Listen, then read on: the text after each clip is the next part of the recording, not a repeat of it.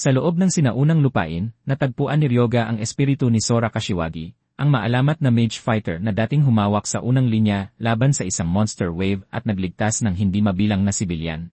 Ngunit sa halip na maalala bilang isang bayani, si Sora ay pinagtaksilan ng kanyang sariling commander, si Naruhito Byakugo, na sadyang ginamit siya at ang kanyang mga tauhan bilang pain, inabandona sila para mamatay. At pagkatapos ay ninakaw ang lahat ng karangalan para sa kanyang sarili, habang binubura ang bawat bakas ng sakripisyo ni Sora. Hinukay ni Ryoga ang nakabaong katotohanan at ginawang bagong alok ang sakit ni Sora, ang paghihiganti. Nangako siyang tutulungan itong makipag-ayos, ngunit kung papayag lamang si Sora na maging kanyang undead servant. Ang sumunod ay mas nakakabaliw pa. Naghanda si Ryoga ng isang bangkay ng dragonian bilang sisidlan para sa kaluluwa ni Sora, na lumilikha ng isang mas malakas na katawan kaysa sa ibinigay niya sa nakaraang timeline. Nang tanggapin ni Sora, nabuhay siyang muli sa loob ng makapangyarihang katawan na iyon, napanatili ang kanyang katangian bilang mage fighter, at nagkaroon ng kakayahang lumakas sa paglipas ng panahon.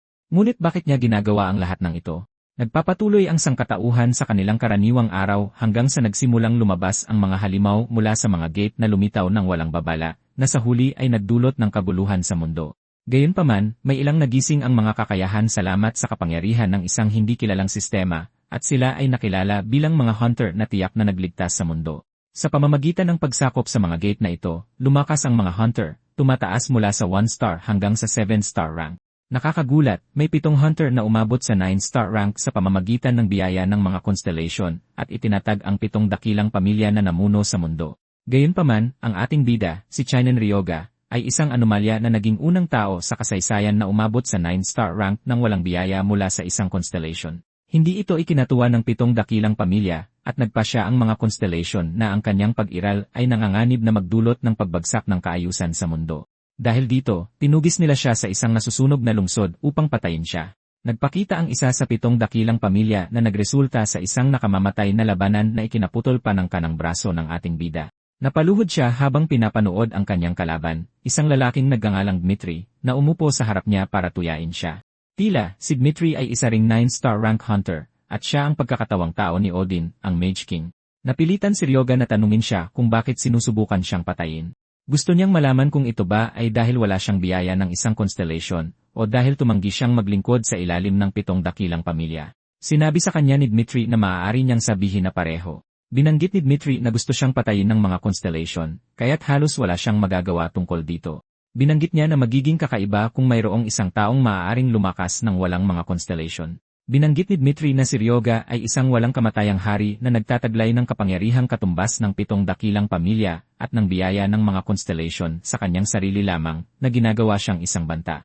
Bukod pa rito, sinabi ni Dmitri na ang 7 dakilang pamilya ay abala na sa pagbabantay sa isa't isa.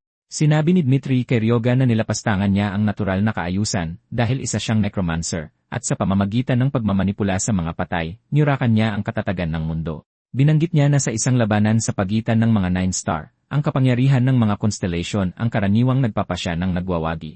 Ngunit dahil pumili siya ng isang masamang kapangyarihan, tinalikuran siya ng mga constellation. Sinabi ni Dmitri kay Ryoga na ito ang pagkakaiba nila, ngunit sinumbatan siya ni Ryoga, sinasabing ang lakas ng loob niyang magsalita kapag nagtatago siya sa likod ng kapangyarihan ni Odin. Pagkatapos ay sinabi ni Ryoga kay Dmitri na nakikipag-usap siya sa kanya dahil pinapatagal niya lang ang oras at ipapakita na niya kung ano ang kaya niyang gawin. Pagkatapos ay nagpakawala si Ryoga ng isang napakalakas na aura upang muling buuin ang mga patay na buto sa lugar na binuhay silang lahat bilang mga undead.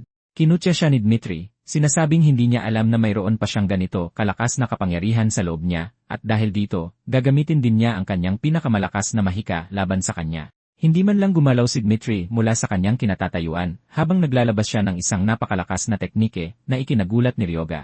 Napagtanto niya na gagamitin ni Dmitri ang mata ni Odin at walang duda, alam niyang walang laban ang kanyang ultimate teknike sa kapangyarihan ni Dmitri.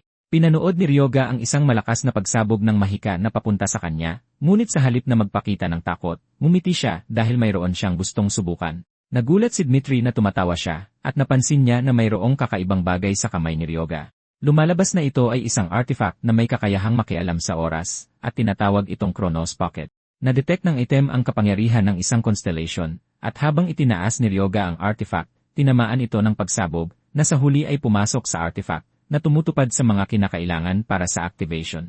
Agad nitong pinagana ang proseso ng regression. Tila, ang mga kinakailangan para sa activation ng pocket watch ni Kronos ay para ang manlalaro ay maging isang 9-star rank at lagyan ng kapangyarihan ng isang constellation ang relo. Dahil walang sariling kapangyarihan ng constellation si Ryoga, naisip niya na hihiramin na lang niya ang kay Dmitri. Nanonood si Dmitri ng may takot, tinatanong si Ryoga kung ano ang kanyang ginawa.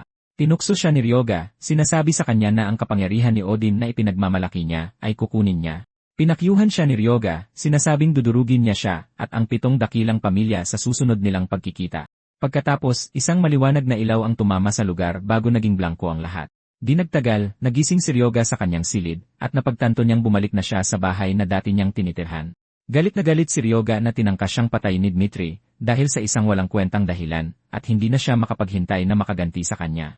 Lumalabas na sira na ang artifact dahil hindi maaaring magkaroon ng dalawa sa isang dimensyon at hindi na maibabalik ang oras mula sa kasalukuyang divergence point.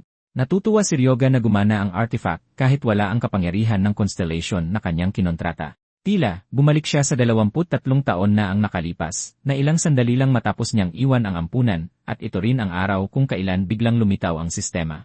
Tulad noon, lumitaw ang sistema sa harap ni Ryoga, sinasabihan siyang pumili ng isang class na angkop sa kanya, ngunit hinihimok siya ng sistema na isaalang-alang ang kanyang likas na katangian at talento. Tungkol naman sa kanyang likas na katangian, ito ay kilala bilang isang malinaw na isipan na nagbibigay ng panlaban sa lahat ng mental na atake. Tungkol naman sa kanyang class, mayroon siyang pagpipilian sa pagitan ng pagiging martial artist, mage, o priest. Hindi nagulat si Ryoga dito dahil alam niya na mga pangunahing klase lamang ang magagamit sa kanyang kasalukuyang antas. Bago ang regression, pinili niya talaga ang mage class, ngunit nagpasya siyang huwag magmadali sa pagkakataong ito. Gayunpaman, sa pagkakataong ito, determinado si Ryoga na mas lumakas pa at tiyaking mabubuhay siya hanggang sa huli. Plano rin niyang gamitin ang impormasyong nakuha niya noong siya ay isang 9-star hunter. Agad na nagtungo si Ryoga sa Natsuhabara Hunter Market, at inaalok pa rin siya ng attendant ng mga materyales na mayroon sila nang sumabat si Ryoga, sinasabing gusto niya ang Ring of Dark Bloom. Nagulat ang attendant nang marinig ito dahil isinumpa ang item na ito, ngunit tiniyak sa kanya ni Ryoga na alam niya ito, at ang gusto lang niyang malaman ay kung magkano ang halaga ng item. Pagkatapos ay sinabi sa kanya ng attendant na hindi sila mananagot sa anumang pinsalang idudulot pagkatapos ng pagbili kung gusto pa rin niyang bilhin ito. Naiintindihan ni Ryoga kung bakit ganito ang kilos ng attendant dahil walang sinuman sa kanilang tamang pag-isip ang magbabayad ng 2 milyon para sa isang singsing na naglalapat ng bawat debuff na may isip. Ang pagbili pa lang ng singsing ay umubos na ng kalahati ng kanyang naipon. Bago isuot ang singsing, sinabi sa kanya ng sistema na ang pagsusuot nito ay magiging sanhi upang ang nagsusuot ay lamunin ng mga mental na sumpa. Lingid sa kaalaman ng lahat, ang singsing ay mayroon talagang lihim dahil ang sinumang makakatalo sa sumpa sa loob ng singsing ay bibigyan ng kaalaman at kapangyarihan ng necromancy. Pagkasuot ng singsing, natagpuan ni Ryoga ang kanyang sarili sa isang madilim na kaharian, at nagulat siya na ang sumpang dapat niyang pagtagumpayan ay si Dmitri. Mayabang na sinabi ni Dmitri kay Ryoga na wala siyang laban sa kanya nang walang kapangyarihan ng isang constellation dahil halata namang hindi siya mapipinsala ng walang biyaya ng isang constellation. Kinutya niya si Ryoga, sinasabing isa siyang necromancer na tinalikuran ng mga constellation. At kahit na bumalik siya sa nakaraan, walang paraan para matalo niya ito. Nagpakawala siya ng isang energy blast mula sa kanyang daliri patungo kay Ryoga, ngunit simpleng inactivate ni Ryoga ang kanyang clear mind technique na sa huli ay hinarangan ang atake ni Dmitri. Dahil dito, nagawa ni Ryoga na malampasan ang pagsubok ng Ring of Dark Bloom, at ginising ni Ryoga ang kapangyarihan ng necromancer na naninirahan sa loob ng singsing. Lumalabas na ang tanging paraan para masira ang sumpa ng singsing ay ang hindi paglaban. At dahil alam ito ni Ryoga, nagawa niyang maging kauna-unahang necromancer sa mundo. Dahil hindi niya kayang labanan ang 7 dakilang pamilya ng walang biyaya ng constellation, nagpasya siyang gagawa na lang siya ng isang constellation na pipili sa kanya, at ito ang necromancer. Dahil nalampasan na niya ang pagsubok, mayroon na ngayong isang karagdagang opsyon si Ryoga sa mga class na mapagpipilian, at ito ang Necromancer class. Ito ay isang class na gumagamit ng mga bangkay o kaluluwa bilang daluyan ng kapangyarihan. Bilang isang first class bonus, makukuha niya ang Guide of Death trait. Ito ay isang katangian na nagbabawas ng pagkonsumo ng spiritual power ng 20% kapag nag-a-activate o nagpapanatili ng summoning magic. Natuwa si Ryoga dito, at naisip niya na mayroon lamang siyang 2 skill sa ngayon, na Raise the Undead, isang A-rank skill, at Bone Control, na A-rank din. Tungkol naman sa Raise the Undead skill, kaya niyang gawing undead ang isang bangkay na walang kaluluwa. Ang Bone Control naman, ay nagbibigay sa kanya ng kakayahang maglagay ng mahika sa mga buto upang makontrol ang mga ito ng malaya. Dahil sa pagbalik niya sa nakaraan, nag-reset din pabalik sa simula ang kanyang rank. At kahit na nasa isip na niya ang lahat ng kaalaman ng necromancer sa Singsing, hindi pa niya magagamit ang mga skill. Naisip ni Ryoga na hindi niya maaaring labagin ang mga panuntunan ng sistema sa level at star rank. Sa pamamagitan ng pagsunod sa sistema, maaari siyang umabot hanggang sa ika-7 star, ngunit hindi niya maabot ang ika-9 na star, na siyang kaharian ng transcendence sa normal na paraan. Napagtanto ni Ryoga na hindi sapat ang pagiging necromancer ng maaga, at kung gusto niya ng pagkakataong matalo si Dmitri, kailangan niya ng isang Guardian Star. Kung pag-uusapan ng Guardian Star, ito ay isang constellation na nagbibigay ng proteksyon sa Hunter. Di nagtagal, nag-empake si Ryoga at nagtungo sa templo ni Kronos, na isang sinaunang constellation na nawalan ng liwanag matapos matalo ni Zeus at ng mga Diyos ng Olympus. Pagdating sa templo, inilabas ni Ryoga ang sirang artifact at ibinagsak ito sa altar. Agad nitong binago ang buong sitwasyon, at natagpuan ni Ryoga ang kanyang sarili sa kaharian ng bumagsak na hari ng mga Titan, si Kronos. Galit na nagtanong si Kronos kung sino ang dumating upang guluhin ang kanyang kapayapaan, ngunit simpleng binati lang siya ni Ryoga. Lumapit si Kronos kay Ryoga at napansin ang artifact sa kanyang mga kamay. Agad niya itong tinanong kung ibinalik niya ang oras, at kinumpirma ito ni Ryoga. Humanga si Kronos nang marinig ito, sinasabing hindi ito maliit na bagay, ngunit gusto niyang malaman kung bakit siya ginising ni Ryoga. Si Kronos ay ama ni Poseidon, at siya ang Diyos na lumunok sa kanyang mga anak matapos marinig ang propesya ng pagbagsak ng mga Titan. Gayunpaman, hinubaran siya ng lahat ng Olympus at iniwan para makalimutan. Kumpiyansa si Ryoga na mayroon pa rin siyang sama ng loob laban sa Olympus. Nang sa wakas ay sagutin ni Ryoga ang tanong ni Kronos, tinanong niya ito kung gusto nitong maghiganti. Natigilan si Kronos sa tanong, at tinanong niya si Ryoga kung ano ang ibig niyang sabihin dito. Simpleng sumagot si Ryoga, sinasabi kay Kronos na makakaganti ito kung magiging Guardian Star niya.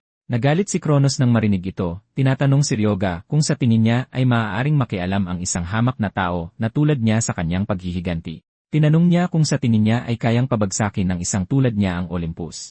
Inabot ni Kronos ang kanyang kamay patungo kay Ryoga sa galit, ngunit mabilis na nagsalita si Ryoga. Ipinahayag na naabot niya ang ika-9 na bituin ng walang tulong mula sa anumang constellation, at si Zeus ay isa sa mga Diyos na gusto niyang paghigantihan. Lumalabas na balak ni Ryoga na pabagsakin ang lahat ng 7 great houses, hindi lang ang mga Romanov.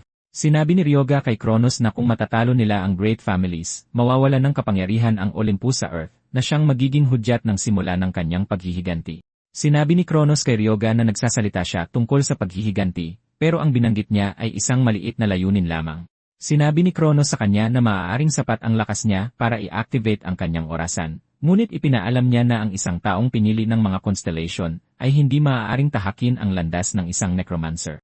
Diretsahang sinabi ni Kronos kay Ryoga na hindi siya maaaring makipag-alyansa sa isang bagay na lumalabag sa tadhana dahil magkaiba ang kanilang kalikasan. Sumang-ayon si Ryoga na maaaring totoo ito para sa Diyos ng panahon, ngunit ibang usapan na para sa Diyos ng ani. Tila, ang mga constellation ay bumubuo ng mga kontrata batay sa pagkakatugma sa pinagmulan at kalikasan ng isang tao, hindi sa lakas. Sa madaling salita, si Kronos ay Diyos ng ani at panahon, at ang Side ay simbolo ng ani, na simbolo rin ng kamatayan. Parehong kumakatawan ang ani at kamatayan sa mga siklo, kamatayan, at muling pagsilang, na nangangahulugang nilalabag nila ang natural na kaayusan. Nagalit si Kronos nang marinig ito, at sinigawan niya si Ryoga, tinatanong kung bakit niya ito pinangahasang iugnay sa kamatayan. Pinagsabihan ni Kronos si Ryoga na huwag lumaki ang ulo, ngunit sinabi ni Ryoga sa kanya na isantabi ang kanyang pride. Tinanong siya ni Ryoga kung gusto niyang mabuhay ng walang kapangyarihan o pangalan, habang sinasabi na malaya siyang manatiling isang matigas ang ulo na matanda kung gusto niyang manatili sa ilalim ng Olympus magpakailanman. Sinabi ni Ryoga sa kanya na pumunta siya doon dahil inakala niyang pipiliin niya ang paghihiganti kahit na mga hulugan ito ng pagbabago sa kanyang sarili. Hinikayat ni Ryoga si Kronos na sumama sa kanya para mabawi nila ang kanilang kapangyarihan upang durugin ang Olympus.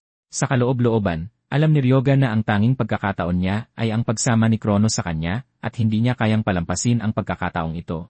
Ngumiti si Kronos, sinasabi kay Ryoga na hindi niya nakalimutan ang kanyang paghihiganti, ngunit kailangan niyang patunayan na kaya niyang maging puwersa sa likod nito. Tinanong niya si Ryoga kung alam ba nito na ang pagbaligtad sa kanyang kalikasan ay magdudulot ng matinding sakit.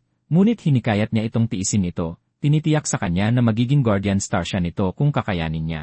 Nagulat si Ryoga na hindi nagsasayang ng oras si Kronos, at bago pa man malaman ni Ryoga, inabot ni Kronos ang kanyang kamay patungo sa kanya para italaga siya bilang kanyang santo. Naguluhan si Ryoga sa ibig niyang sabihin sa santo, ngunit bago pa man niya ito maisip, dumaloy sa kanya ang kapangyarihan ni Kronos.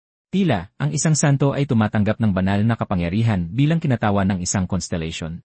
At dahil mayroon na siyang dark element ng isang necromancer, nararamdaman ni Ryoga ang pagbabanggaan ng dalawang puwersa sa loob niya. Nahihirapan si Ryoga dito, ngunit alam niyang mawawala ang kanyang tanging pagkakataon na makakuha ng Guardian Star kung hihimatayin siya. Napaluhod si Ryoga ngunit tumangging sumuko dahil kailangan niya itong tiisin. Hindi nagtagal, bumalik si Ryoga sa Japan na may ngiti sa kanyang mukha dahil nagtagumpay siyang makipagkontrata kay Kronos. Nakatira na ngayon si Kronos sa loob ng kanyang isipan at nagulat siya nang makita kung gaano kalaki ang ipinagbago ng mundo. Naiinis si Ryoga sa sobrang kadaldalan niya dahil sa kasalukuyan, si Kronos ay walang mga tagasunod, walang kapangyarihan, at walang banal na proteksyon.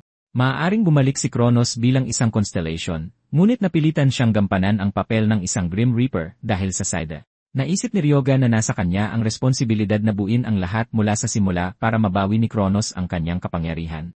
Inaamin ni Kronos na nasasabik siya dahil matagal na at hinikayat niya si Ryoga na ikalat ang kanyang pangalan dahil isa na siyang santo ngayon. Sa madaling salita, ang santo ay ang pinakamataas na klase sa linya ng mga pari at hindi makapaniwala si Ryoga na ginawang pari ni Kronos ang isang necromancer.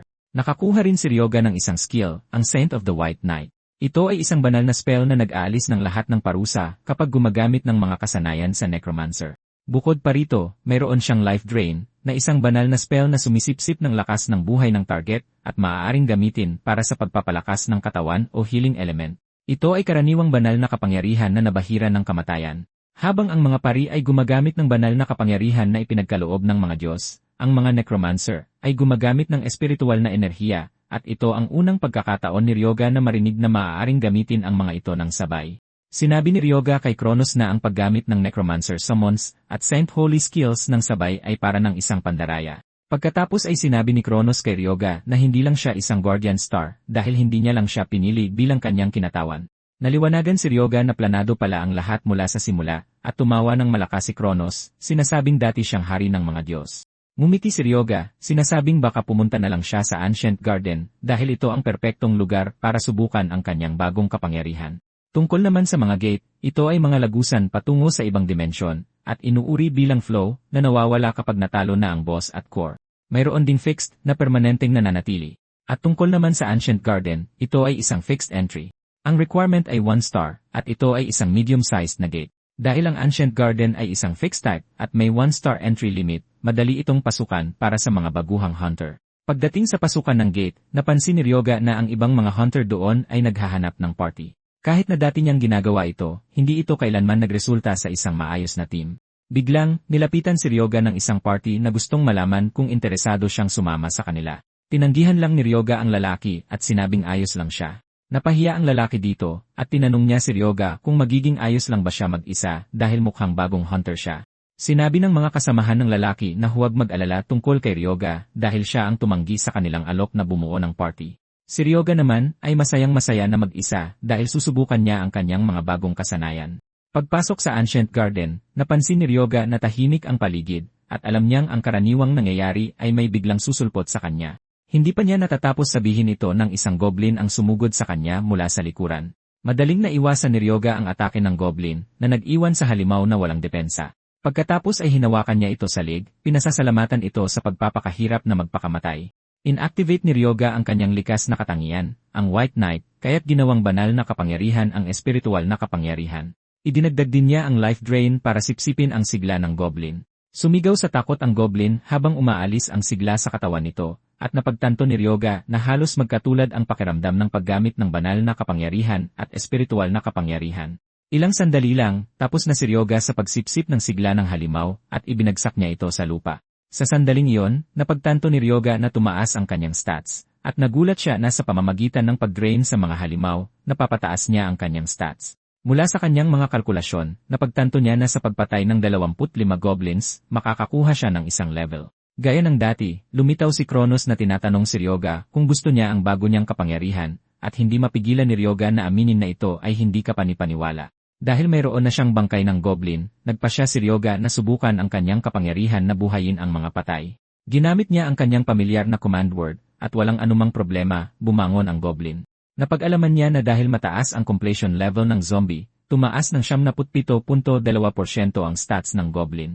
Ang goblin ay may 1-star rating, at naisip ni Ryoga na maaari itong makatulong sa gawain ng isang tao sa Ancient Garden.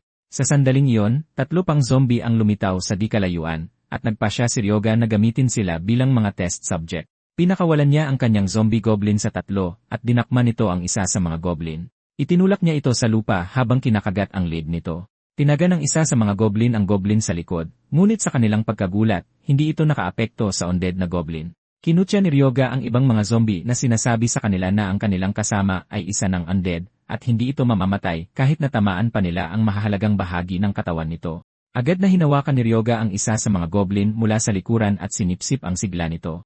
Pagkatapos ay sinubukan ni Ryoga ang kanyang life drain sa patay na goblin na pinatay ng undead na goblin. Nakakagulat, gumana ito, at napangiti si Ryoga dahil napagtanto niyang gumagana ito sa malawak na saklaw ng tolerance. Dahil ganito ang sitwasyon, nagpasya si Ryoga na bilisan ang kilos. Tila, may isang kasabihan na ipinasa sa mga necromancer, na hanggat nagtagumpay ang isa na talunin ang una, ang layunin ay halos kalahati ng naabot. Sa madaling salita, ang paglikha ng unang undead ang pinakamahirap na bahagi.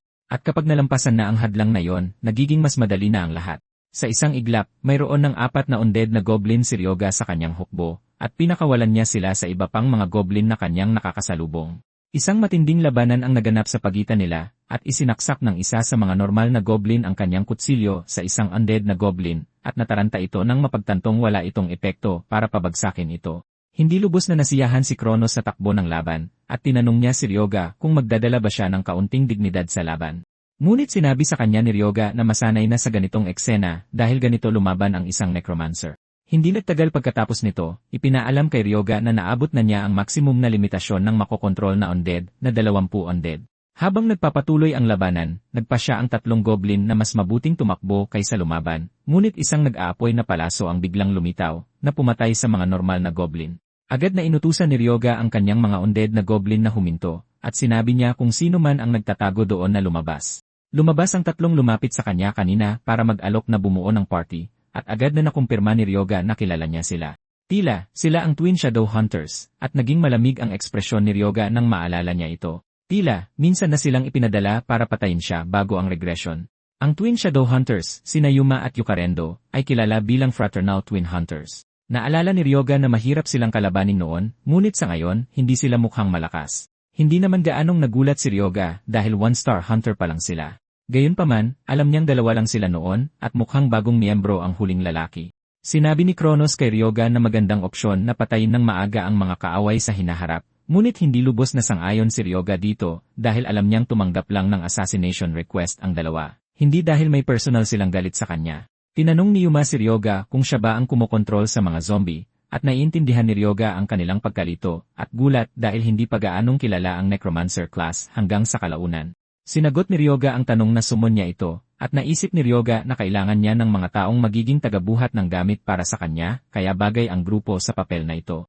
Dagdag pa, naniniwala siyang ang pangunahing dahilan nila sa pagiging hunter ay para sa pera. Tinanong sila ni Ryoga kung handa silang magtrabaho para sa kanya, at naguluhan si Yuma sa tanong. Sinabi ni Ryoga sa kanya na gusto niyang iwan sa party ang pag-ipon ng Magic Stone, at sinabing ang Hachan ay magiging 80 sa 20. Inihayag niya na tatalunin niya ang mga kalaban para madaling kumita ng pera ang 3. Matapos marinig ang alok, tumalikod si Yuma at ang kanyang mga kaibigan para pag-usapan ang alok. Sinabi ni Yuka kay Yuma na hindi nila mapagkakatiwalaan si Ryoga, at sumang-ayon ang 3 kasama dahil hindi pa siya nakarinig ng hunter na nagpapatawag ng mga zombie. Matapos ang ilang minutong seryosong usapan na parang walang katapusan, sa wakas ay humarap si Yuma, sinasabi kay Ryoga na gagawin nila ito. Gayunpaman, gusto niyang maging 50-50 ang Haitian. Simpleng sinabi ni Ryoga na ang kaya lang niyang ibigay ay 70-30, at kung hindi sila interesado, maaari na silang umalis. Walang pagpipilian si Yuma kundi tanggapin, at sinubukan ng 3 kasama, si Hibara, na bawiin ang desisyon ni Yuma. Pero, sinabi ni Yuma na huwag siyang maging duwag, at sinabing papatayin sana sila ni Ryoga kung gugustuhin ito. Nakikita ni Yuma kung gaano kakumpiyansa si Ryoga dahil pumasok ito sa gate ng walang anumang kagamitan. Sigurado siyang kikita sila ng pera kung susunod sila sa kanya. Di nagtagal, pagod na ang 3 sa pag-ipon ng mga monostone dahil hindi man lang bumabagal si Ryoga.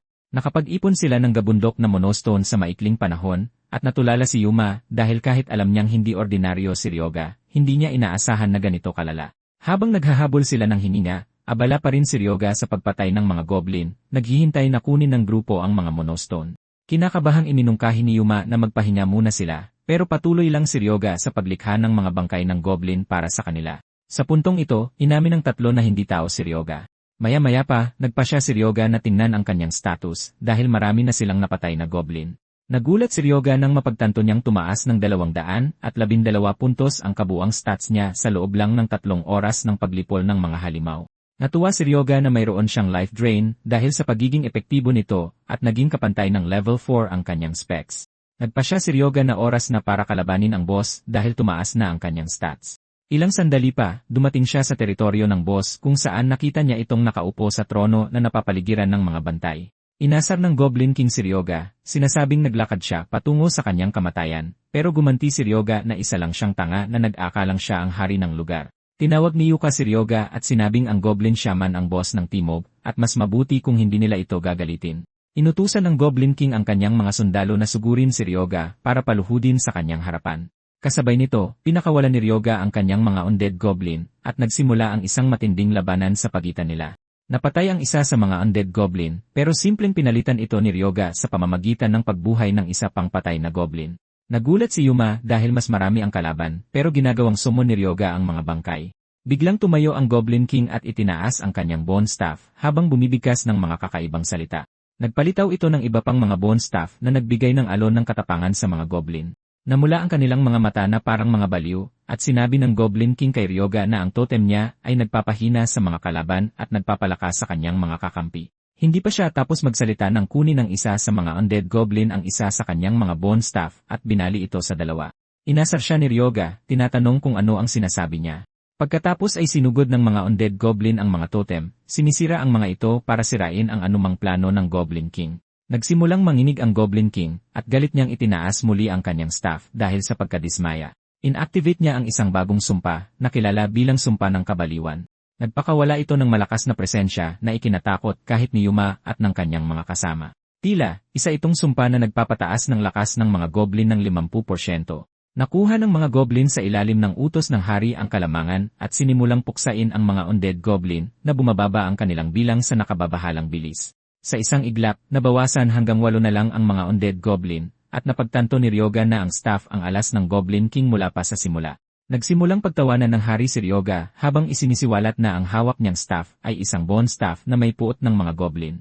Biglang tinanong ni Ryoga ang hari kung gawa sa buto ang staff habang sinasabi na binigyan lang siya nito ng madaling panalo. Walang pag-aalinlangan, inactivate ni Ryoga ang bone control skill at itinutok ito sa staff ng hari. Nahirapan ang hari sa buto hanggang sa lumipad ito mula sa kanyang kamay at napunta kay Ryoga, na agad na pumutol sa aktibong Curse of Madness skill. Para mas lumala, nagdusa ang mga goblin ng recoil, na nagpababa ng kanilang stats ng 30%. Natatakot na nanood ang Goblin King habang ngumingiti sa kanya si Ryoga, sinasabihan siyang subukang gamitin muli ang kanyang nakakainis na sumpa. Dahil gusto ng hari na maibalik ang kanyang staff, nagpa siya si Ryoga na ibigay ito sa kanya, pero sa pinakamasamang paraan. Ipinadala niya ang staff patungo sa kanya na parang isang panudla, at tumusok ito sa liig ng goblin na naging sanhi ng pagkamatay nito. Sipsipin ni Ryoga ang sigla nito, at nagulat siya nang makita na mas maraming stats ang binibigay nito kaysa sa mga ordinaryong goblin dahil siya ang kanilang hari. Bago niya masipsip ang lahat ng dugo mula sa goblin, sumugod si Ryoga para kumuha ng kaunting dugo sa isang bote, at humarap siya kina Yuma at sa kanyang mga kasama para sabihing iwan niya sa kanila ang paglilinis. Hindi makapaniwala si Yuma at ang kanyang grupo na kailangan nilang harapin ang napakaraming bangkay ng goblin. Nang maglaon, lumabas ang grupo sa gate, at nagulat ang mga hunter na naghihintay sa labas sa dami ng monostone na dala nila. Pinuri sila ni Ryoga sa kanilang magandang trabaho at tinanong kung dadalhin nila ang mga monostone sa tindahan sa Nachuhabara. Pero sinabi ni Yuma na sila na ang bahala para masigurong makakakuha sila ng patas na presyo kung ipapaubaya ito sa kanila ni Ryoga. Tinukso sila ni Ryoga, tinanong kung inaasahan ba nilang pagkakatiwalaan niya sila ng ganoon lang. At nang mapansin niyang nalulungkot na ang tatlo, mabilis niyang sinabi na nagbibiro lang siya. Tinanong ni Ryoga kung magkano sa tingin nila ang aabutin kung ibebenta nila ang lahat, at sinabi ni Yuma na maaaring umabot sa 6 milyon. Kinuha ni Ryoga ang staff ng Goblin King mula sa mga nakuha, at sinabi ni Yuma na napakaliit lang ng halaga nito. Tinanong siya ni Ryoga kung bakit, at ipinaliwanag ni Yuma na may mga restriksyon at hindi gaanong kaakit-akit ang mga opsyon nito.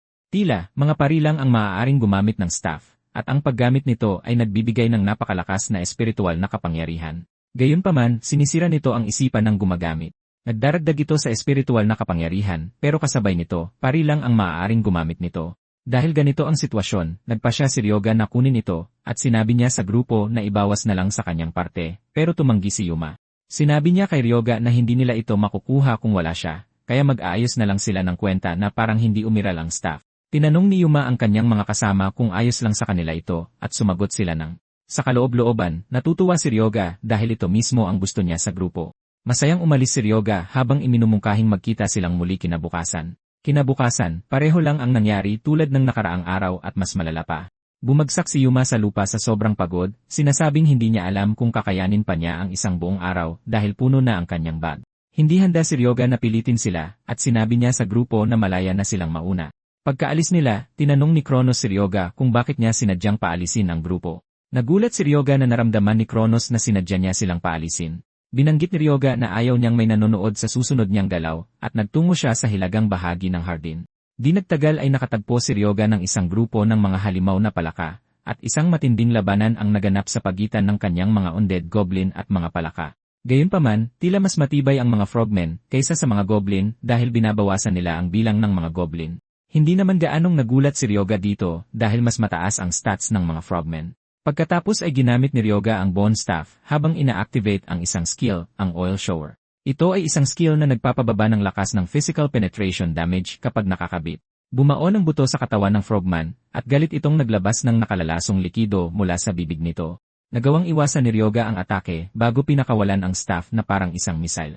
Gayunpaman, di nagtagal ay napagtanto ni Ryoga na masyadong malaki ang konsumo dahil sabay niyang ginagalaw ang staff at lumilikha ng mga undead. Sa kabila nito, nagpatuloy si Ryoga habang binubuhay niya ang mga patay na frogmen sa ilalim ng kanyang kapangyarihan. Hindi nagtagal pagkatapos nito, ipinaalam ng sistema kay Ryoga na umabot na siya sa level 6. Napangiti si Ryoga dahil naniniwala siyang sa ganitong takbo, babalik siya sa kanyang dating estado sa lalong madaling panahon at hindi na siya makapaghintay na habulin si Dmitry. Ilang sandali pa, nagtungo si Ryoga sa isang lugar na tila guho na may hawak na puso ng frogman sa kanyang mga kamay. Tinanong siya ni Kronos kung ano ang balak niyang gawin dito, at sinabihan lang siya ni Ryoga na tumahimik dahil gusto niyang mag-concentrate. Binanggit niya na may isang kamangha-manghang bagay na mangyayari kapag ipinatak niya ang dugo ng isang goblin shaman sa puso ng isang frogman. Sa sandaling gawin niya ito, naglabas ito ng kakaibang aura, at isiniwalat ni Ryoga na magagamit niya ito para maabot ang nakatagong lugar na hindi matutuklasan sa loob ng ilang taon. Pagkatapos ay sinabi sa kanya ng sistema na natuklasan niya ang nakatagong lihim ng sinaunang hardin, at inililipat siya sa sinaunang trial grounds. Ilang sandali pa, natagpuan ni Ryoga ang kanyang sarili sa isang arena, at ipinaalam sa kanya ng sistema na nakapasok na siya sa sinaunang trial grounds. Tila, natagpuan niya ito bago ang regression, at dahil 2-star rank ito noon, hindi siya nakapasok. Biglang may lumitaw na sinag ng liwanag sa kanyang harapan, at unti-unting lumabas ang isang halimaw mula rito. Ipinaalam sa kanya ng sistema na ang trial ay may limitasyon sa isang kalahok lamang, at inaasahang patunayan niya ang kanyang tapang at potensyal sa trial grounds. Nakakagulat na ang halimaw na kanyang lalabanan ay isang dragonian, at inaasahang mabuhay siya ng 10 minuto para mabigyan ng gantimpala. Noong nakaraan, ang mga constellation ang nag-atas sa Dragon Legion na likhain ang sinaunang trial grounds sa pagtatangkang pumili ng mga may kakayahang hunter. Nang makita ni Kronos ang halimaw na lalabanan ni Ryoga, inasar niya ito, sinasabing hindi man lang ito tatagal ng 10 segundo. Ngumiti si Kronos at sinabing oras na para maghanap siya ng bagong santo, pero sa kaloob-looban ni Ryoga, alam niyang hindi mangyayari iyon. Kahit na ang kalaban niya ay mula sa lahi ng dragon, pinahina ito para tumugma sa isang 1-star. Kasabay nito, hindi iniisip ni Ryoga na magiging madali lang ito. Noong aatake na sana ang dragonian, sinabihan ito ni Ryoga na maghintay dahil gusto niyang gumawa ng mabilis na pagbabago sa kanyang mga undead frogmen. Umaasa si Ryoga sa katotohanang karaniwang naghihintay ang mga kontrabida habang nagtatransform ang bida. Pagkatapos ay binago ni Ryoga ang poison constitution ng mga frogmen mula sa corpse poison patungong plague blood. Sa huli, ginawa silang mga plague zombie, at nagulat si Kronos na ang lalaki ay nagsasagawa ng biglaang pagbabago. Ipinagyabang ni Ryoga na isa siyang 9-star necromancer bago siya bumalik sa nakaraan, at sinabi niya sa dragonian na maaari na siyang atakihin ito dahil tapos na siya. Sumugod ang dragonian patungo sa kanya, ngunit sinalubong ito ng mga frogmen sa kalagitnaan. Dumamba sila patungo rito at hinawakan ito sa bawat sulok ng katawan nito habang kinakagat ito. Sa paggawa nito, nagpakawala sila ng lason na asido sa katawan nito, at hindi nagsayang ng oras ang dragonian bago ihagis palayo ang mga frogmen. Gayunpaman, nagbuhos sila ng napakaraming lason sa sistema nito, at isiniwalat ni Ryoga na sa katunayan ay ginawa niyang lason ang lahat ng strength stats ng fragment na nadoble. Kahit na bumagsak ng husto ang kanilang lakas at liksi, naging napakatindi naman ang kanilang lason. Biglang ibinagsak ng Dragonian ang paa nito sa lupa, nagpakawala ng malakas na shockwave na nagpatumba sa mga frogmen sa sahig. Humanga si Ryoga na kaya ng Dragonian na tiisin ang laso na asido, at mabilis niyang inactivate ang depensa ng staff habang sumusugod sa kanya ang Dragonian. Humampas sa kanya ang Dragonian, ngunit naharangan ng kalasag sa paligid ng kanyang katawan ang atake. Gayunpaman, ramdam ni Ryoga kung gaano kalakas ang Dragonian kahit na nabawasan ng kalahati ang lakas nito dahil sa lason. Naghanda ang Dragonian para sa isa pang atake, at sa pagkakataong ito, inactivate ni Ryoga ang bone control skill na tumusok sa kamay ng halimaw. Sumigaw ito sa sakit na naging dahilan para mapahinto ito habang lumulundag patungo rito ang mga frogmen. Sinimulan ng mga frogmen na kagatin ang katawan nito, nagpapakawala ng malaking dosis ng lason sa daluyan ng dugo nito. Kahit na mahina na ito, sinusubukan pa rin ng Dragonian na labanan ang mga frogmen. Humanga si Ryoga sa mga huling pagpupumiglas nito, ngunit alam niyang katapusan na nito. Tulad ng inaasahan, bumagsak ang Dragonian sa mga tuhod nito, at binunot ni Ryoga ang bone staff na nakabaon sa kamay nito. Dahil hindi na makagalaw ang Dragonian, lumapit si Ryoga dito at sinimulang sipsipin ang sigla nito. Sa huli, nagawang tapusin ni Ryoga ang Ancient Grounds, at humanga si Kronos na kayang talunin ni Ryoga ang isang Dragonian gamit ang isang kumpol ng mga undead. Pagkatapos ay ipinaalala ni Ryoga kay Kronos na sinabi na niyang hindi siya mamamatay. Biglang sinabi sa kanya ng system na naiukit na ang Crest of Endurance. Ito ay isang item na nagbabawas ng delay time kapag nakakatanggap ng pinsala ng 40%, nagpapataas ng bilis ng mana alignment ng 20%, nagbabawas ng pagkatuliro kapag nasasaktan habang pinapabuti ang konsentrasyon. At hindi tulad ng mga basbas ng Constellation o Support Magic, ito ay isang permanenteng buff. Ito ay isang Supreme Grade Crest at napangiti si Ryoga dahil nakakuha siya ng isang napakagandang bagay. Kasabay nito, interesado siya sa bangkay ng Dragonian, at tinanong siya ni Kronos kung ano ang plano niyang gawin sa bangkay ng halimaw. Tinago ni Ryoga ang bangkay, sinabing hindi niya ito sasayangin dahil plano niyang gumawa ng isang undead na mas malakas pa. Gayunpaman, para magawa ito, kakailanganin niya ng mga kagamitan sa alchemy, at iniisip niya kung ang lalaking alchemist na kilala niya noong panahong iyon ay nagbukas na ng kanyang workshop.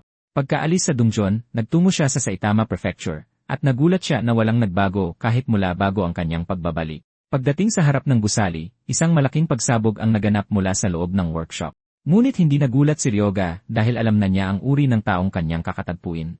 Pagkatapos ay binuksan ng lalaki ang pinto ng workshop para magpapasok ng hangin, at minisyan siya ni Ryoga, sinasabing sa wakas ay natagpuan na niya ito. Tila, ang alchemist na ito ang nagtatag ng unang formula sa mundo para sa mass-produced na mid-grade potions. Gumawa rin siya ng pangalan para sa kanyang sarili bilang numero 1 alchemist ng Japan. Ang pangalan niya ay Shintani Renya at kilala siya bilang ang dakilang alchemist.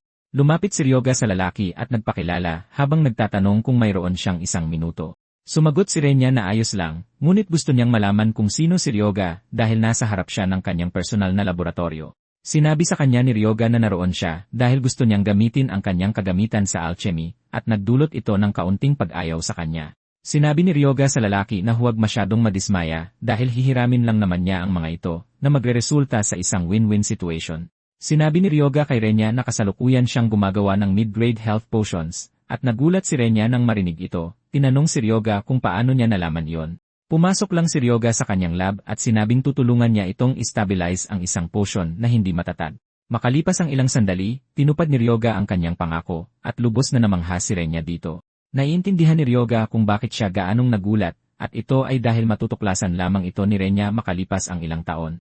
Pagkatapos ay iminungkahi ni Ryoga na subukan niya ito, at hiniwa niya ang kanyang sarili gamit ang isang talim. Pagkatapos ay ibinuhos ni Ryoga ang potion dito, at sa gulat ni Renya, agad na gumaling ang sugat na parabang hindi ito nangyari. Namangha si Renya, at sinubukan niyang kunin ang potion mula kay Ryoga, ngunit tumanggi si Ryoga. Nakikita kung gaano siya kadesperado, tinanong siya ni Ryoga kung interesado ba siya sa formula. Inamin ni Renya na, at iminungkahi ni Ryoga na ipahiram niya sa kanya ang kanyang lakas pansamantala kung gusto niyang makuha ang formula. Tiniyak sa kanya ni Ryoga na tuturuan niya siya ng mga recipe ng potion, at marami pang ibang bagay kung papayag siyang makipagtulungan sa kanya, ngunit ipinaalam niya na ang royalties ay magiging 60-40 ang hasyan. Sa kaloob-looban, alam ni Ryoga na hindi nito matatanggihan ang napakagandang alok. Nang magkasundo na sila, inilabas ni Ryoga ang bangkay ng dragon, at tinanong siya ni Renya kung ano yon. Sumagot lang siya na isa siyang necromancer, at plano niyang iproseso ang katawan ng dragon para maging isang espesyal na bangkay. Napansin ni Ryoga na interesado si Renya sa buong bagay, at iminungkahi niyang lumapit si Renya at tulungan siya. Hindi sumang-ayon si Renya, sinasabing hindi pa sila pumipirma ng kontrata, kaya wala siyang nakikitang dahilan para tulungan siya. Sinabi ni Renya kay Ryoga na pinapayagan lang niya itong gamitin ang espasyo habang pinag-isipan niya ang buong bagay. Nagulat si Kronos na gaanong kabalisa si Renya at ipinaalam sa kanya ni Ryoga na naiintindihan iyon dahil sa kanyang pinagdaanan. Tila, nakagawa siya ng magagandang resulta bilang isang mananaliksik para sa pinakamalaking korporasyon ng bansa, ang Daisy, ngunit inako ng kanyang amo ang lahat ng kredito para dito.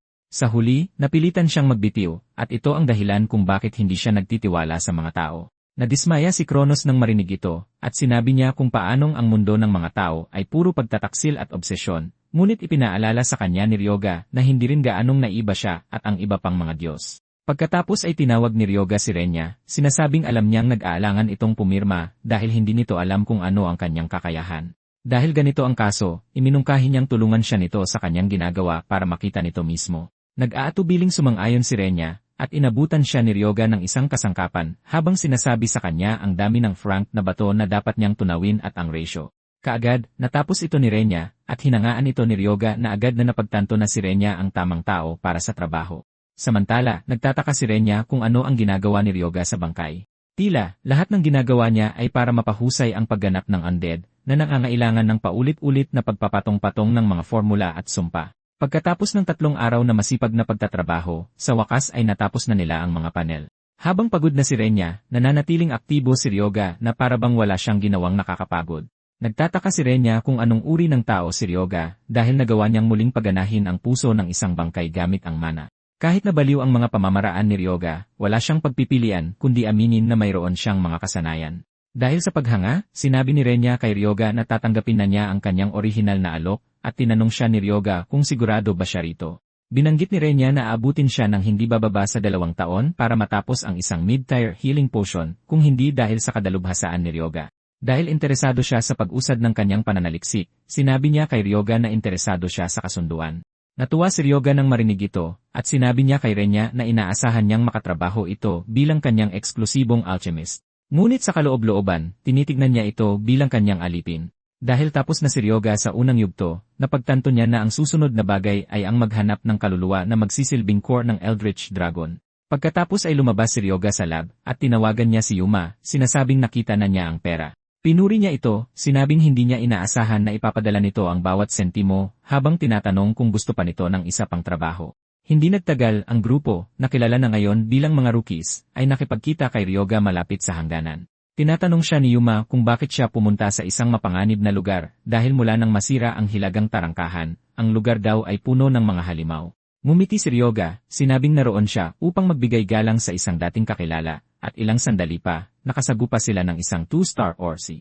Nagpanik ang grupo nang makita ito habang sinusubukan nilang bigyan ng babala si Ryoga tungkol sa panganib, ngunit hindi makapaniwala si Ryoga na pinagdududahan pa rin ng grupo ang kanyang lakas. Pagkatapos ay nagpasya siyang gamitin ang pagkakataon upang subukan ang mga pinrosesong buto. Sa pamamagitan ng paggamit ng bone control, ipinadala niya ang buto sa orsi at inihagis din ng orsi ang kanyang sibat kay Ryoga. Gayunpaman, ito ay naging isang masamang laban para sa orsi dahil madaling binago ni Ryoga ang direksyon ng buto.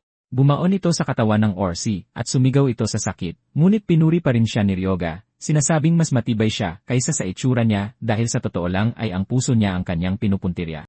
Hinawakan ng orsi ang buto at binunot ito, sumugod patungo kay Ryoga, ngunit humarang ang mga rookies. Hinarangan ni Yuma ang daan ng orsi gamit ang kanyang kalasag habang isang pagsabog ang tumama sa orsi. Nagpasya si Ryoga na magpadala ng 3 buto patungo sa orsi at hindi niya naharangan ang lahat na nagresulta sa kanyang kamatayan.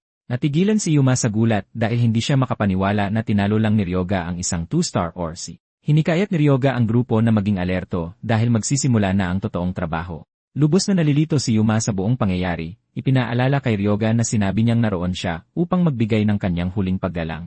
Binuhay ni Ryoga ang orsi na kalalapatay lang niya bilang isang undead, at tiniyak niya kay Yuma na hindi niya nakalimutan ang kanyang misyon, dahil ang taong hinahanap niya ay nasa nayon ng mga orsi. Idinagdag ni Ryoga na nakikita sila ng malaking pera, at sapat na ito para makuha ang atensyon ng grupo. Patuloy na pinapatay ni Ryoga ang mga orsi, at sa isang iglap, umabot siya sa level 13. Hindi nagtagal, ipinaalam sa kanya ng system na nalampasan na niya ang limitasyon para sa mga stats na maaaring makuha mula sa isang lahi at hindi na maaaring makakuha ng stats mula sa lahi ng mga orsi. Hindi nagulat si Ryoga dahil hindi niya inaasahan na walang katapusan ang buong bagay. Pagkatapos ay iminungkahi ni Ryoga na tapusin na nila ang kanilang pangangaso para sa araw na yon. At bago pa man niya imungkahi na magtayo sila ng kampo, nagsimula ng maghanda ng pagkain si Yuma at ang iba pa. Tinukso sila ni Ryoga, sinasabing handa silang dumating, at ipinaalala sa kanya ni Yuma na ikatlong araw na nila sa pangangaso. Noong gabing iyon, sinabi ni Ryoga sa grupo na pupunta sila sa tirahan ng mga Orsi kinabukasan dahil tumaas na ang kanyang stats. Bago matulog ang tatlo, naglagay si Ryoga ng mga Orsi para magbantay upang makapagpahinga sila ng maayos. Si Ryoga naman ay umupo sa labas ng kampo upang suriin ang kasalukuyang sitwasyon. Dahil medyo tumaas na ang kanyang level, naisip niyang oras na para basahin ang mga bagong kaalaman na nabuksan. Pagkatapos ay tinasa niya ang aklatan ng kaalaman kung saan makikita niya ang kaalamang iniwan ng nakaraang Panginoon ng Kamatayan. May isang partikular na aklat siyang gustong kunan ng kaalaman, pero sinabi sa kanya ng sistema na wala siyang pahintulot hanggat hindi niya natutugunan ang kinakailangan, na level 45 o mas mataas. Pagkatapos ay kinuha ni Ryoga ang mga aklat na may isang bituin sa aklatan upang simulang basahin ang mga ito kahit na naabot na niya ang 9 na bituin sa kanyang nakaraang buhay.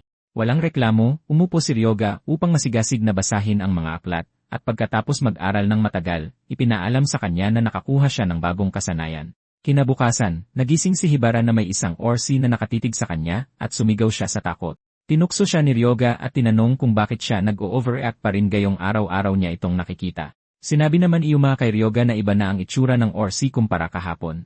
Tila, may nakapalibot ditong armor bone at mas lumaki pa ito.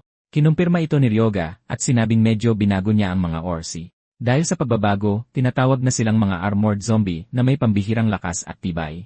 Nakakuha si Ryoga ng dalawang kasanayan. Ito ay ang bone armor na nagpapahintulot sa mga buto na maging baluti na isinusuot habang ang pangalawa ay ang squirming flesh. Pinapayagan nito ang pagmamanipula ng laman na nakakabit sa isang bangkay, at kumbinsidong handa na siya, sinabi ni Ryoga sa koponan na oras na para pumunta sila sa tirahan ng mga Orsi. Pagkatapos ng mahabang araw na paglalakbay, sa wakas ay nakarating sila sa nayon ng mga Orsi, at agad na naghanda ang mga Orsi para sa labanan nang mapansin nilang may papalapit na mga kaaway sa kanilang pinakamamahal na nayon. Madaling natalo ni Ryoga ang unang grupo ng mga Orsi gamit ang bone control skill habang hinihiwa niya sila gamit ang buto. Sakto namang lumitaw ang pinuno ng mga Orsi na may dalang battle axe para bigyan ng sigla ang kanyang koponan. Nagbigay siya ng kanyang mga utos at pinana ng mga Orsi archer ang mga baguhan, ngunit naharang ng depensa ni Yuma ang mga atake.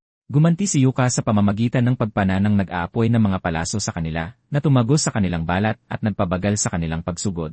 Humanga si Kronos dito, at sinabi niya kay Ryoga na malaki ang pakinabang sa kanya. Ilang sandali pa, sa wakas ay nagkaroon ng pagkakataon ang mga Orsi na sumugod kay Ryoga at sa kanyang koponan, at pinakawalan ni Ryoga ang kanyang sariling hukbo ng mga undead na Orsi. Nakamit ng hukbo ng undead ang napakalaking kalamangan laban sa mga karaniwang Orsi, at natuwa si Ryoga na binasa niya ang mga aklat dahil nakakuha siya ng magandang kaalaman mula sa mga ito. Habang tumatagal ang labanan, nagsimulang matakot ang mga Orsi, ngunit ipinaalam sa kanila ni Ryoga na wala pa silang nakikita. Sumugod ang hukbo ng mga undead na Orsi sa mga karaniwang Orsi na parang mantikilyang pinupunit ang kanilang mga katawan. Sa tuwing sinusubukan ng mga karaniwang Orsi na lumaban, nahaharangan ang kanilang mga atake ng bone armor na nakapalibot sa mga undead na Orsi. Sa tuwing nasisira ang baluti at nababawasan ang tibay, ginagamit lang ni Ryoga ang kanyang kasanayan upang ayusin ang tibay nito. Inactivate din niya ang squirming flesh skill at mga piraso ng laman na nakakabit sa mga Orsi. Dahil dito, nasira ang kanilang pormasyon, at natulala si Yuma dahil napagtanto niyang hindi lang malakas si Ryoga, kundi nasa ibang antas siya. Nakikita kung paano pinangingibabawan ang mga Orsi, inactivate ng pinuno ng mga Orsi ang Berserk Mode, na sa huli ay nag-evolve sa mga Ors bilang isang espesyal na uri. Inaasahan na ito ni Ryoga at hindi na talaga siya nagulat. Pagkatapos ay sumugod ang pinuno ng squad ng mga Orsi kay Ryoga, ngunit sinalubong lang siya ni Ryoga sa gitna na may sapat na buto para gawing basket ang kanyang katawan. Napaluhod ang Orsi at sinubukan niyang bunutin ang buto sa kanyang dibdib, ngunit sinabi sa kanya ni Ryoga na hinding-hindi niya papayagan ang ganoong bagay. Pinataas ni Ryoga ang tindi ng buto, kumukuha ng mas maraming buhay mula sa Orsi habang sumisigaw ito sa sakit. Habang ginagawa ito, nauubos ang mana ni Ryoga, at napagtanto niyang hindi biro ang pagkontrol sa 6 na buto ng sabay-sabay. Naisip niya na wala siyang pagpipilian dahil muling makakagalaw ang Orsi kung matatanggal ang isa sa mga buto sa kanya. Naisip ni Ryoga na ang paraan para makalusot ay ang tusukin ang puso ng Orsi sa isang bigwasan. Itinaas ni Ryoga ang tindi ng epekto ng buto, na bumaba ang kanyang mana sa 42%. Ngunit sakto namang bumagsak sa lupa ang Orsi. Pagod na pagod, hindi na nagsayang ng oras si Ryoga at ginamit ang mana drain sa Orsi. Nabawi niya ang mana na nawala sa kanya, at sa sandaling makita ito ng ibang mga Orsi, tumalikod sila upang subukang tumakas. Gayunpaman, hindi hahayaan ni Ryoga na basta na lang silang makatakas habang ina-activate niya ang flesh-writhing skill. Ang laman na nakakabit na sa kanilang katawan ay agad na kumilos, kumagat sa kanilang mga katawan at naging sanhi ng kanilang pagbagsak sa lupa. Nagbigay ito ng pagkakataon sa hukbo ng mga undead na Orsi na daganan sila at tapusin sila. Pagkatapos ng labanan, nagsimulang lumitaw ang mga berdeng monostone mula sa mga katawan ng mga Orsi at sinabi ni Yuma kung gaano siya ka-curious na malaman kung magkano ang halaga ng mga bato. Pagkatapos ay ipinahayag ni Ryoga na ang tunay na premyo ay hindi ang mga manastone, kundi ang blood axe na hawak ng pinuno. Ito ay isang sandatang may ranggo na may mataas na tibay. Ginawa ito mula sa pinong dugo, at mayroon itong salamangka na nagpapalakas sa kapangyarihan ng may hawak nito. Lumalakas ito habang mas maraming dugo ang sinisipsip nito. Ngumiti si Ryoga habang hawak ang palakol, sinasabing sulit talaga ang paglilinis sa nayon ng mga Orsi. Pagkatapos ay ibinigay ni Ryoga kay Yuma ang palakol, sinasabing ipinapaubayan na niya ito sa kanya. Tiniyak sa kanya ni Yuma na sisiguraduhin nilang makolekta ang lahat ng monostone para makapagpahinga na lang siya. Sa halip na magpahinga, pumunta si Ryoga sa tila isang pangit na puno. Kinakausap niya ang puno, sinasabing lumabas ito para makapag-usap sila, ngunit wala siyang natatanggap na sagot. Hindi tatanggapin ni Ryoga ang hindi bilang sagot, at hinampas niya ang puno ng buto ng napakalakas kaya nabuhay ang puno. Tinatanong si Ryoga kung ano ang gusto nito. Nag-anyong tao ang puno, at binati ni Ryoga ang lalaki na kilala bilang si Sora Kashiwagi, ang mage fighter. Isang madilim na aura ang bumabalot sa lalaki, at tinanong niya si Ryoga kung paano niya nalaman ang kanyang pangalan. Sumagot si Ryoga na imposibleng hindi niya malaman ang pangalan nito dahil siya ang bayani na humawak sa harapan 35 taon na ang nakalipas upang pigilan ang alon ng mga halimaw na sumulong sa timog. Lumalabas na ginawa niya pala itong undead bago ang regression. Tila, nakaligtas ang Japan dahil sa mga bayaning tulad ni Sora. Siya ay isang malakas na tao na gumawa ng pangalan para sa kanyang sarili sa harapan noong mga unang araw ng malaking sakuna. Lumalabas na mayroon siyang talento sa parehong martial arts at mahika, kaya nakuha niya ang palayaw na mage fighter.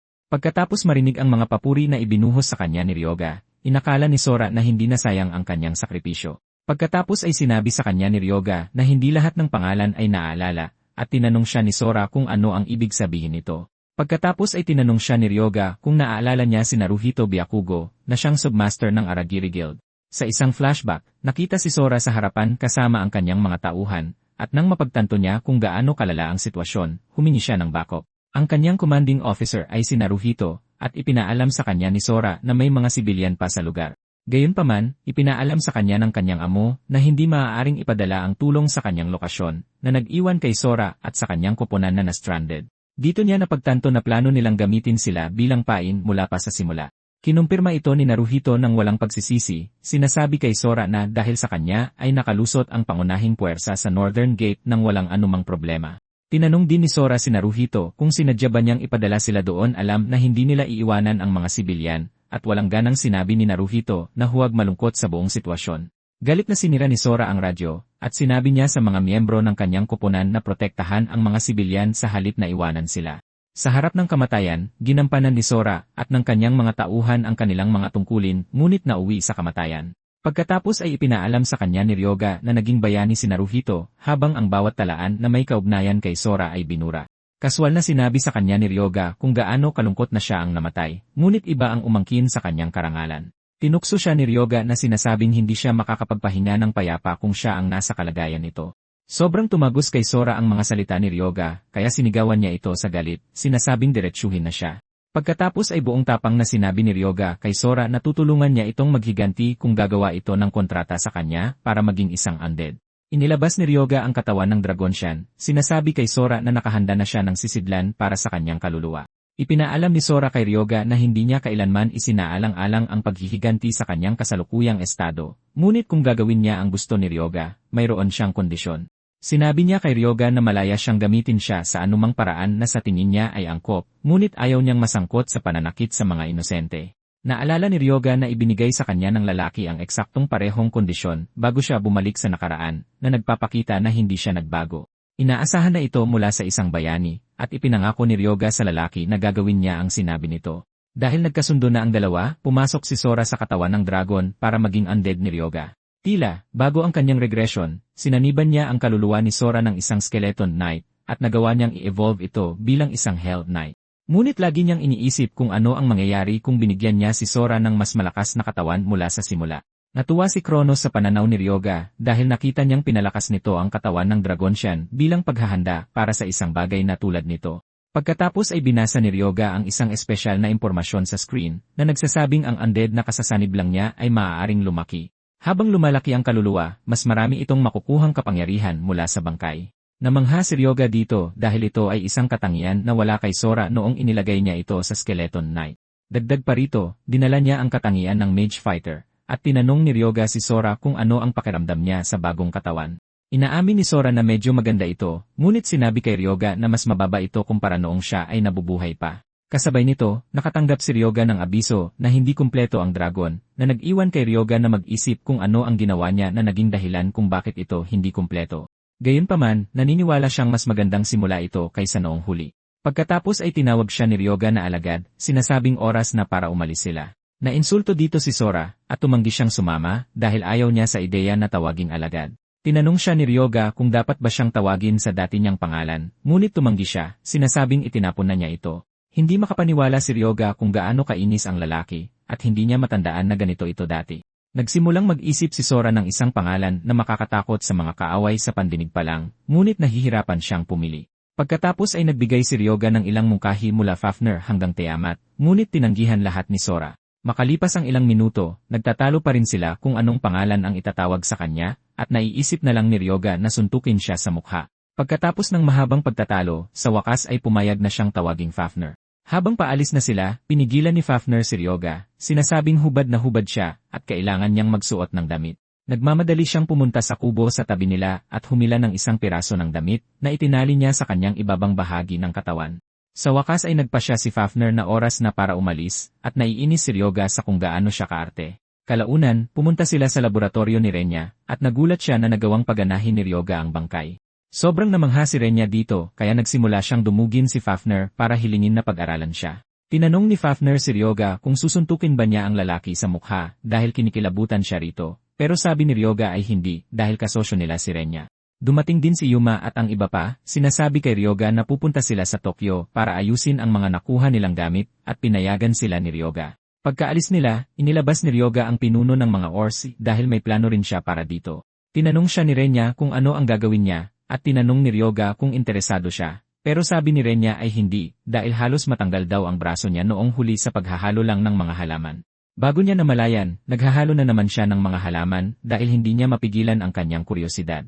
Bukod pa rito, alam niyang palaging nilalampasan ni Ryoga ang kanyang mga inaasahan, kaya imposibleng hindi siya maging mausisa. Pagkatapos ay sinimulan ni Ryoga ang trabaho sa bangkay, binabalatan ang laman sa katawan. At pagkatapos niya, ibinigay sa kanya ni Renya ang katas na katatapos lang niyang gawin. Pagkatapos ay ibinuhos niya ang katas sa kalansay upang palakasin ito. At pagkatapos niya, ang kalansay ay nagkamit ng katayuang undead na may dalawang kalasad. Naisip ni Ryoga na ang pinakamagandang gawin ay gawing bodyguard ang kalansay. Sinabi ni Ryoga sa kalansay na tuwing gagamitin niya ang life drain, ito ang magbabantay sa kanya. Hindi gaanong humanga si Renya na kailangan nilang makipagtrabaho sa isang kalansay, at ipinaalam sa kanya ni Ryoga na may malaking bentahe ang mga buto. Sinabi niya na magaan ang mga ito at hindi nabubulok ng walang paghahanda.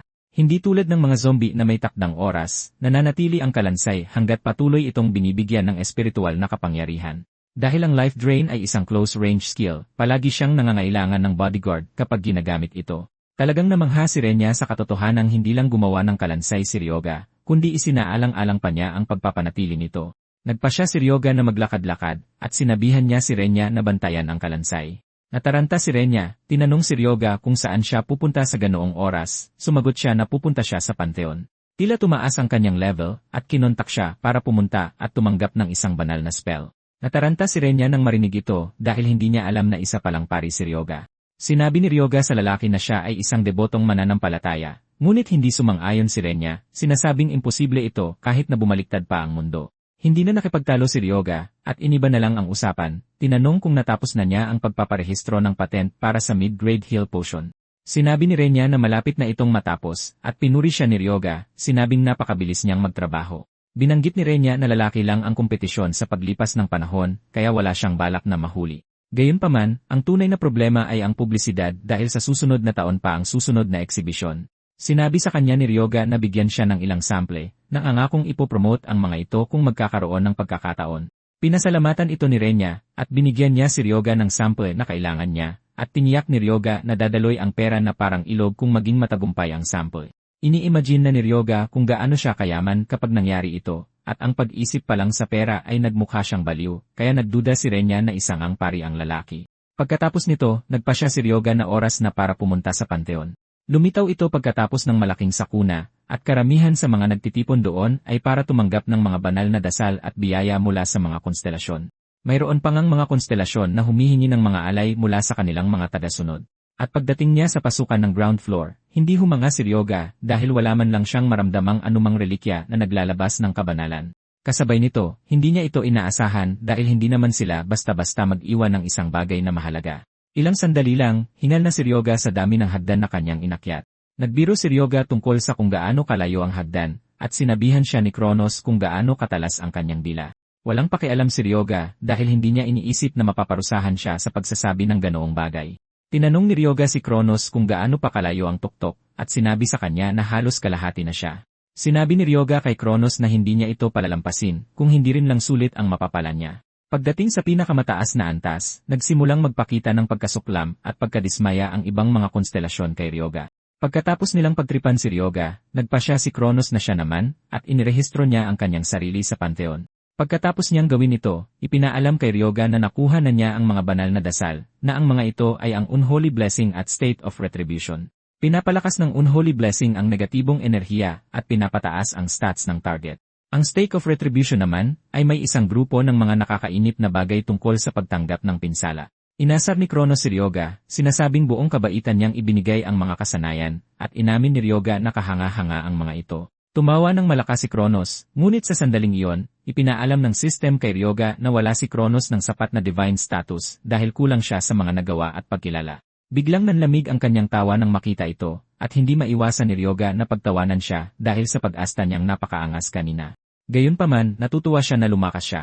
Ilang sandali lang, lumabas si Ryoga sa panteon at hinamon siya ng isang malaking lalaki na nagtanong kung bakit siya lumalabas sa panteon. Ang lalaki, si Satake Shigeru, ay tila kilala kung sino si Ryoga. Tinanong siya ni Ryoga kung sino siya, at ipinaalala niya kay Ryoga na siya ang nag-aalaga sa kanya sa ampunan dati.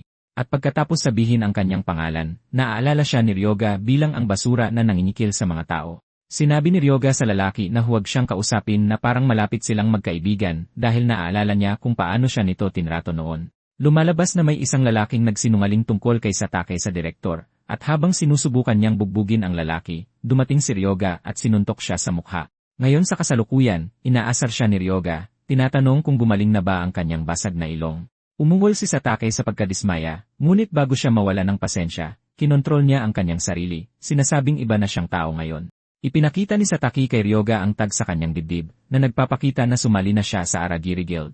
Sinabi ni Satake kay Ryoga na isa lamang siyang mababang antas na hunter dahil kalalabas lang niya sa panteon. Hinimok din niya si Ryoga na huwag isipin na magiging pareho ang mangyayari tulad ng dati. Si Ryoga naman ay inasar siya, sinasabing hindi naman siya nagbago sa pagkakaalala niya.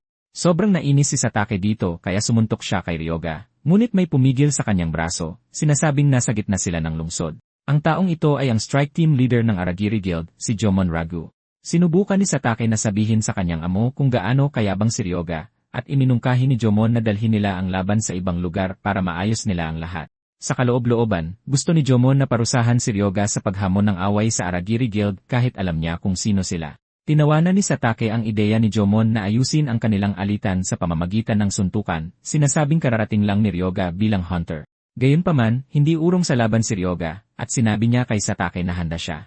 Nagulat si Satake nang marinig ito, at ginamit ni Ryoga ang pagkakataon para asarin siya ulit, tinanong kung naduduwag na ba siya. Sapat na ito para itulak si Satake na sabihing walang atrasan. Ilang sandali lang, dumating na sila sa Aragiri Guild Training Center. Pumasok ang dalawa sa arena, at tinawag ni Ryoga si Fafner, sinasabi kay Satake na siya ang lalaban dahil isa siyang pari. Hindi gaanong nag-aalala si Satake dahil naniniwala siyang basura lang ang kakayahan ni Ryoga. Bukod pa rito, mayroon siyang kwintas at mga singsing na nagpapalakas din sa kanyang stats.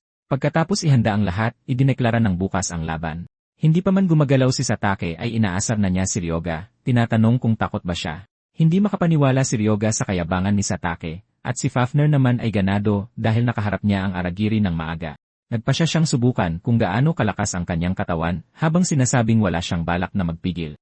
Gayunpaman, sinabihan siya ni Ryoga na huwag tapusin ang laban sa isang suntok lang dahil may gusto siyang subukan. Pumayag si Fafner dito kahit na medyo mahirap ito. Ginawa ni Satake ang unang galaw, sumugod kay Fafner gamit ang sibat, ngunit madaling itinaas ni Fafner ang kanyang binti para iwasan ang atake. Nagpakawala si Satake ng isa pang teknike ng sibat, ngunit iniwasan pa rin ito ni Fafner. Sumugod muli si Satake gamit ang kanyang pambihirang bilis. Humanga si Jomon sa mga galaw ni Satake, naniniwalang mas maagang matatapos ang laban kaysa sa inaasahan. Sa sandaling iyon, kaswal na hinawakan ni Fafner ang sibat ni Satake, inaasar siya, sinasabing hindi gagana sa kanya ang ganoong walang kwentang atake. Nahirapan si Satake, ngunit hindi niya mahila ang sibat mula kay Fafner. At pinagalitan ni Fafner si Satake, sinasabing umaatake siya nang hindi man lang iniisip ang susunod niyang galaw. Ipinaalam sa kanya ni Fafner na patay na sana siya kung totoong labanan ito. Naghahanda si Fafner na suntukin ang lalaki sa mukha, ngunit biglang naalala na kailangan niyang magpigil. Sa halip na suntukin, sinampal niya ito ng malakas sa mukha, dahilan para mawalan ng hininga si Satake. Napaluhod siya para subukang huminga habang pinipigilan ang sarili na sumigaw na parang sanggol. Inasar siya ni Ryoga, sinasabing medyo nag-mature na siya dahil hindi na siya sumisigaw ng ilang minuto tulad ng dati. Galit si Satake sa pang-aasar sa kanya ni Ryoga, at sumugod siya kay Fafner gamit ang kanyang sibat. Ngunit madaling ibinaon ni Fafner ang kanyang sibat sa lupa na nagpabasag sa sahig.